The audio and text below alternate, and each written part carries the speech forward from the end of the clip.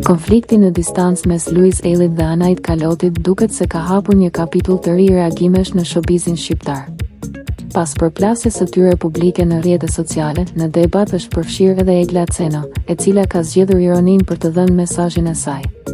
Përmes një postimi në Instastory, Egla Ceno publikoi një shkrim thumbues, ku flet për gratë që detyrohen të kujdesen vetë për gjithçka në jetë, duke ironizuar termat si punë majdanazi apo punë burri. Pa e përmendur drejt për drejt emrin e Louise Ailit, mesazhi u interpretua nga ndjekësit si një reagim i qartë ndaj deklaratave dhe qëndrimeve të tij, sidomos në kontekstin e debatit të fundit.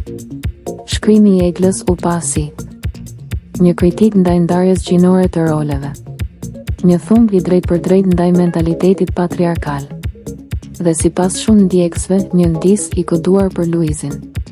Reagimi i saj u shpërnda gjerësisht dhe ndezi diskutime të reja në rrjet, duke ndarë publikun në mendime të kundërta. Disa e mbështetën për mesazhin feminist, ndërsa të tjerë e konsideruan të panevojshme përfshirjen e saj në këtë situatë. A do të ketë një reagim tjetër nga Louise Aili, apo saga do të mbyllet këtu? Kjo mbetet për t'u parë.